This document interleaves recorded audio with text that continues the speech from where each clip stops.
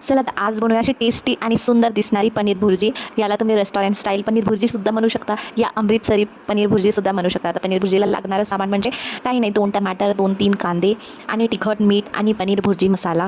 सगळ्यात कमी इन्ग्रेडियंट म्हणजे की पनीर, दॅट्स इट. घरी असणाऱ्या वस्तू, खूप कमी वस्तूंनी तुम्ही पनीर भुर्जी खूप टेस्टी बनवू शकता. अमृतसरी पनीर भुर्जी बनवू शकता, या मग रेस्टॉरंट स्टाईल पनीर भुर्जी बनवू शकता. तर बघू शकता, हे तुम्ही मीठ टाकलेलं आहे इथं, ऑइल, आणि त्यानंतर मी टाकलं आहे कांदे, बारीक बारीक कट करून मिरची आणि तिखट, मीठ, गरम मसाला, धना पावडर, आणि हा आहे सुहानाचा पनीर भुर्जी मसाला. बस सुहानाचा पनीर भुर्जी मसाला टाकल्यानंतर तुम्हाला काहीच टाकायची काही गरज नाही, आणि खूप कमी टाईममध्ये आणि खूप कमी वस्तूमध्ये तुमचं पनीर भुर्जी मसाला रेडी होऊ शकते.